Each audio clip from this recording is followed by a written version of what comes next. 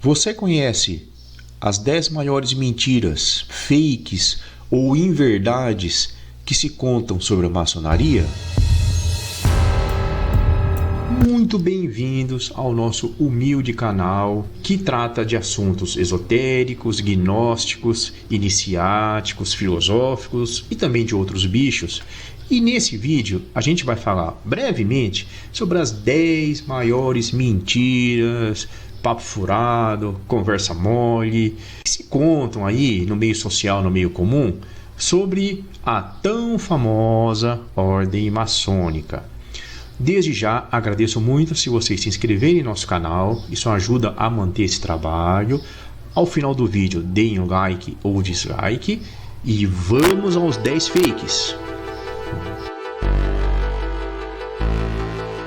Hoje em dia, no século XXI, é possível você entrar na maçonaria através da internet. Meus amigos, esse é um dos grandes mitos ou fakes da atualidade.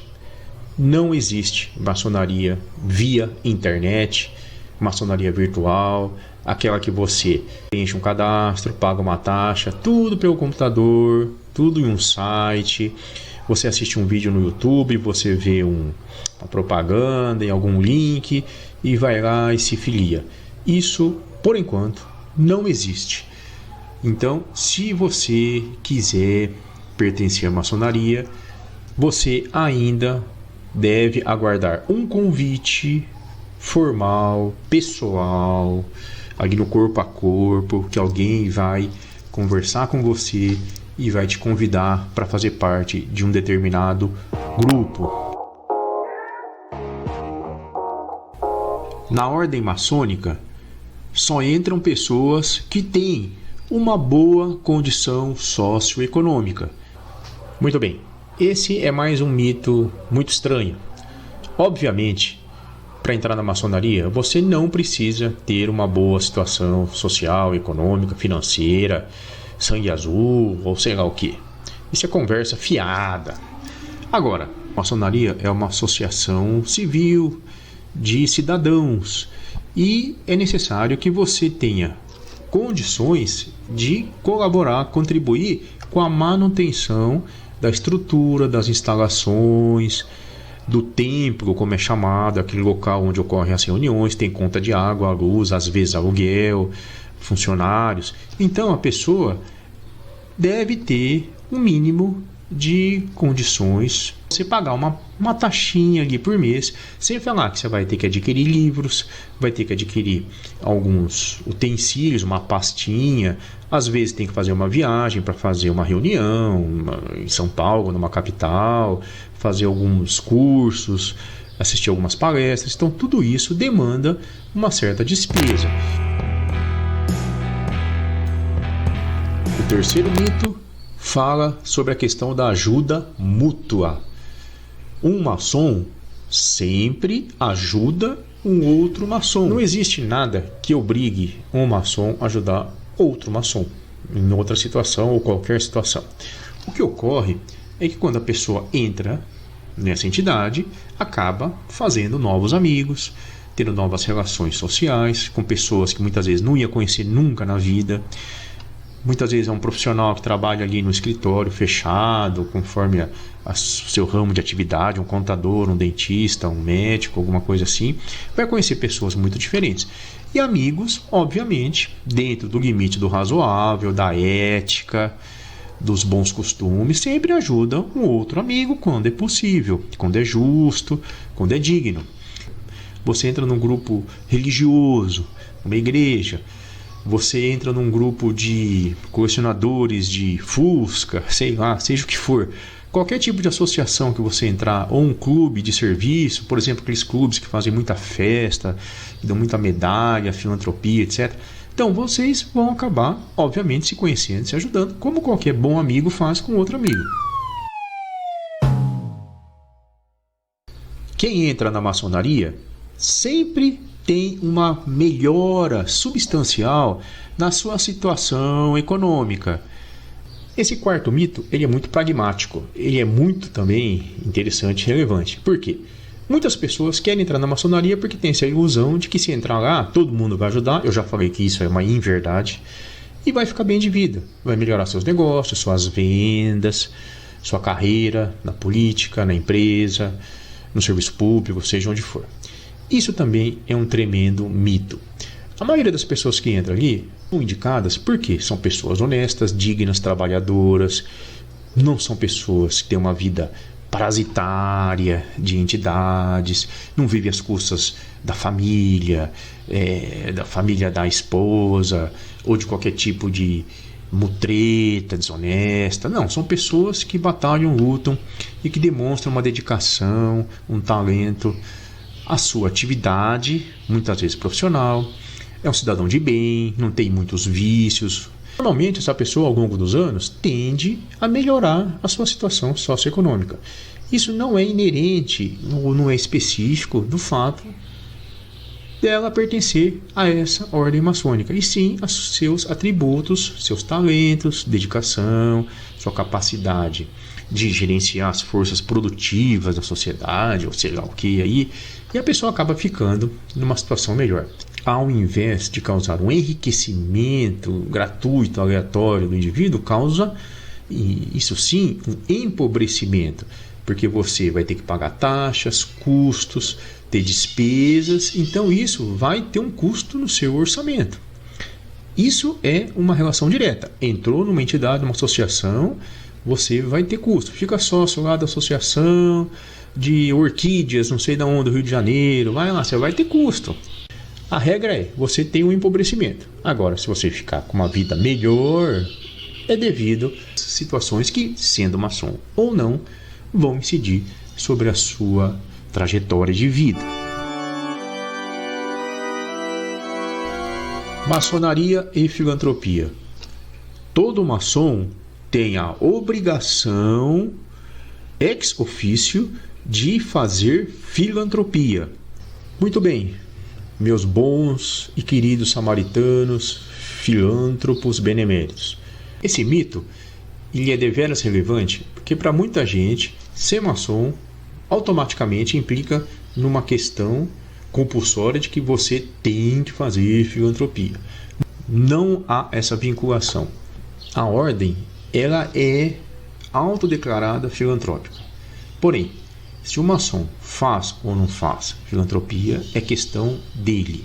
Isso é muito fácil de ser constatado porque existem alguns grupos. Numa mesma cidade, às vezes você tem 10 grupos instituídos de maçons que se reúnem ali em determinados dias, locais diferentes. Alguns grupos fazem muita filantropia. Outros grupos não fazem nenhuma filantropia. Todos eles são grupos maçons da mesma forma.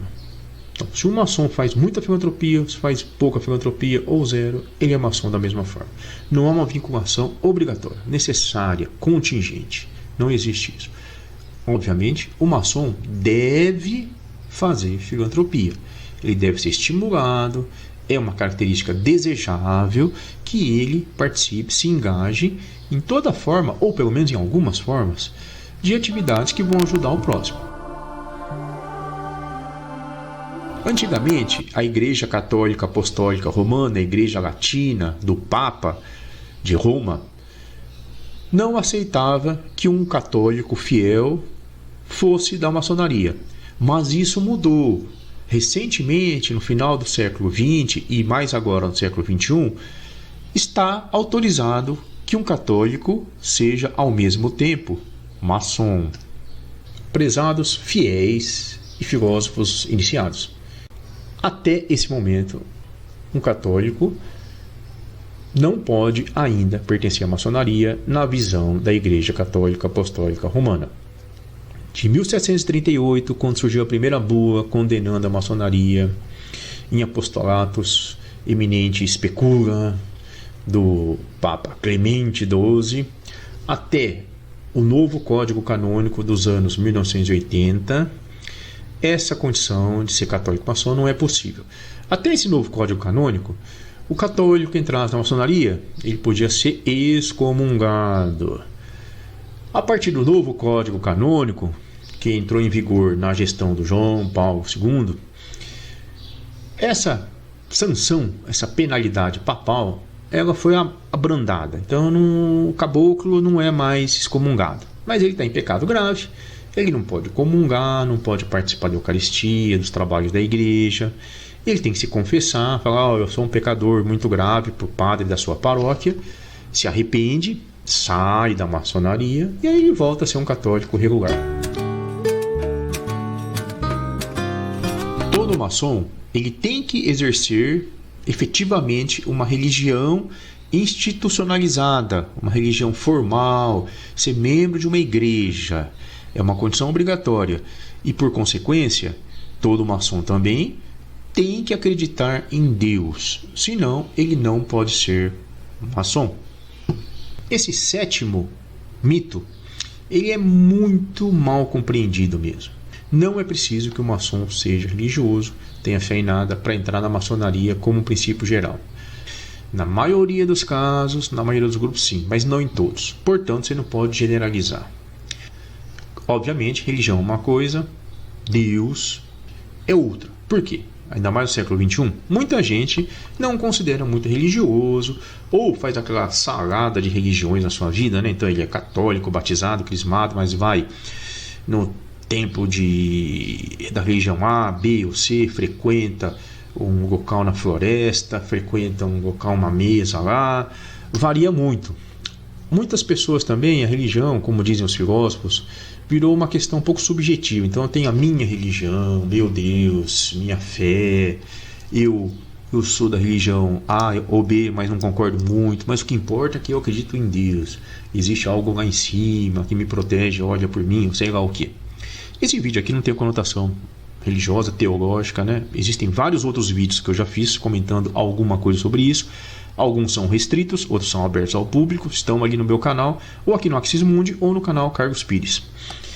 Mas, de qualquer forma, para a maioria dos grupos maçônicos, inclusive no Brasil, é necessário que o indivíduo tenha fé em algum tipo de espiritualidade, de entidade, tem que ter uma fé em uma divindade, pode ser qualquer tipo de Deus, de energia cósmica. Muitas vezes isso é denominado em algumas vertentes de princípio criador.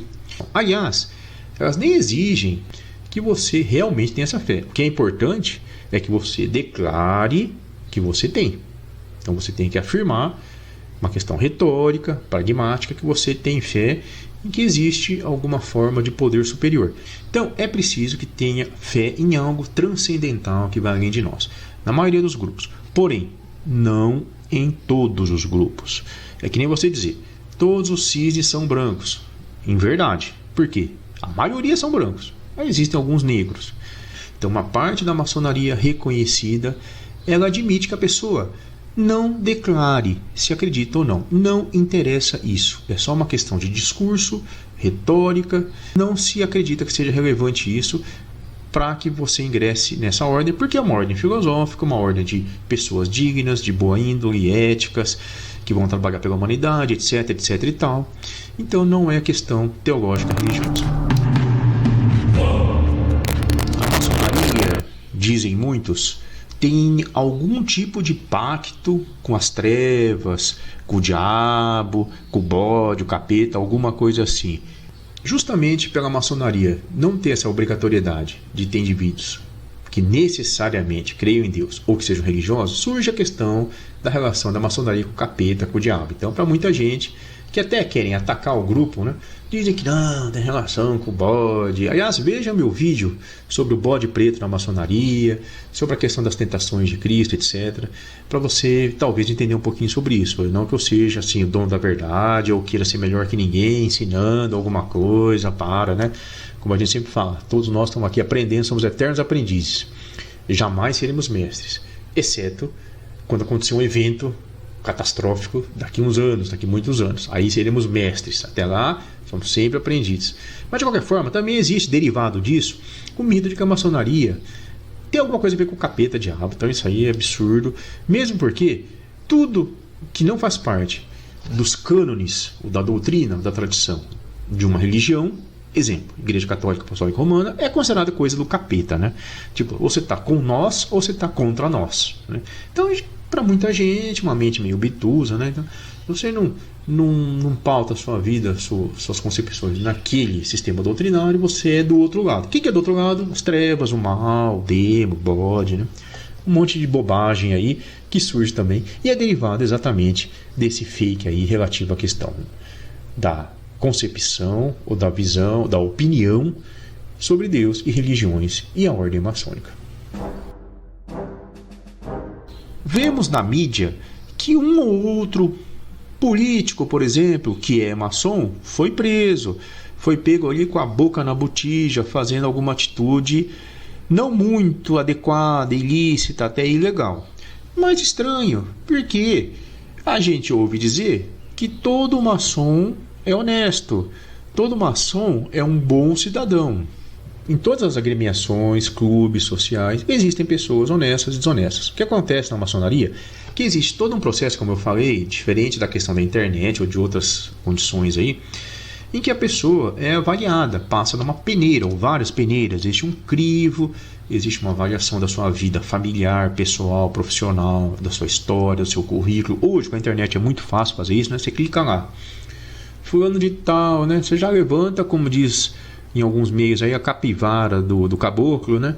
Você vê se ele tem processo na justiça, você vê se ele tem processos de assédio moral, sexual, né? Se ele deu golpe, se ele está quebrado. Às vezes o cara tem uma condução de vida muito ruim na sua cidade, ele tenta entrar em outra cidade, está devendo até a peruca ali na cidade dele, tenta entrar em outra. Não é possível que a gente tenha instrumentos perfeitos, justos, ideais, que vão dizer essa pessoa é honesta. E aliás, essa pessoa pode ser honesta numa certa fase da vida, quando entra no grupo. Depois de 10, 20 anos, a gente não sabe nem de nós mesmos, da nossa vida. Quem pode dizer o que você vai estar fazendo daqui 10, 20 anos? Possível. Eles eram um santo, um Mahatma Gandhi, era um monge tibetano. A gente vê tantos políticos aí envolvidos em problemas sérios, religiosos, né? Pessoas que têm uma formação teológica muito robusta, consistente, cursos no exterior, pós na área ética, né? E estão dando novidades aí. Então não dá para afirmar isso. Infelizmente, não é uma regra. Porém, é o que se espera, é o que se deseja. E a maçonaria tem vários instrumentos também para afastar algumas pessoas que têm alguma conduta que não seja condizente com os valores mais tradicionais da comunidade, os valores éticos, os valores morais, dos bons costumes, como se fala. Essas pessoas vão ser afastadas. O único lugar que existe pessoas só honestas e santas é no céu. Existe um plano global de dominação. A humanidade está caminhando para um totalitarismo onde alguns grupos muito poderosos vão ditar as regras, as normas, o nosso jeito de viver. E dentre esses grupos, um que participa efetivamente dessa manobra, dessa missão terrível, é a maçonaria. A maçonaria, então, é uma entidade globalista que ajuda essas forças ocultas a estabelecerem o seu reinado de poder no mundo. Muito bem, globalistas e tribalistas. Com licença. Esse 10º mito é o mais estapafúrdio de todos, talvez. A maçonaria, ela é muito pulverizada. Existem alguns princípios, valores, uma doutrina que é comum a todos os grupos maçônicos. Elas são sagradas, digamos assim. Mas, na questão política, institucional, administrativa, de condutas, a variação é muito grande. Existem vários grupos. Então, seria até impossível unificar uma missão comum para toda a maçonaria de dominar o mundo ou ajudar alguém a dominar o mundo. Talvez quem faça isso é o grupo de Bilderberg. A maçonaria não. A maçonaria ela é formiguinha, faz aquele trabalho no dia a dia, no corpo a corpo, na comunidade, na cidadezinha pequena. Você vai lá, faz um evento filantrópico, faz uma amizade, luta, cultua valores éticos, né, de bons costumes, como a gente já falou, eu já falei em vários vídeos, todo mundo conhece, mas não passa na cabeça só de um maluco achar que a maçonaria lato sensu seria capaz de estar no meio de um plano, uma missão, alguma coisa assim para dominar o mundo. Muito bem, prezados filósofos, amigos e iniciados. Comentamos aqui brevemente então sobre os 10 fakes que eu achei relevantes comentar aqui nesse vídeo. Existem muitos mais, N mais, e cada um desses tópicos se desdobra em muitos outros também. O debate vai longe, é deveras interessante para quem gosta desse tipo de cultura, de tradição, de filosofia. Quem não gosta, isso não vale absolutamente nada. De qualquer forma, se você está interessado realmente em conhecer a maçonaria como ela realmente é, esses 10 mitos ajudam um pouquinho a gente a ver esse outro lado, esse lado verdadeiro, transparente, real, formal dessa sagrada ordem. Se você acha que eu falei alguma coisa errada, alguma besteira, não concordo com isso, não sei o que, faça um comentário aqui, ó, critique, dê essa lenha aí, dê um dislike, pode falar, opinar, faça uso livre da palavra, da sua manifestação, não há problema algum. A minha intenção não é dar aula para ninguém, ensinar ninguém, é apenas trazer a minha visão de mundo esotérico, gnóstico, maçônico e também as concepções que aparecem no mundo comum, profano aí. Agradeço muito por terem assistido o vídeo, participem, interajam, se inscrevam no canal, vejam nossos próximos trabalhos. Muito obrigado e um grande abraço.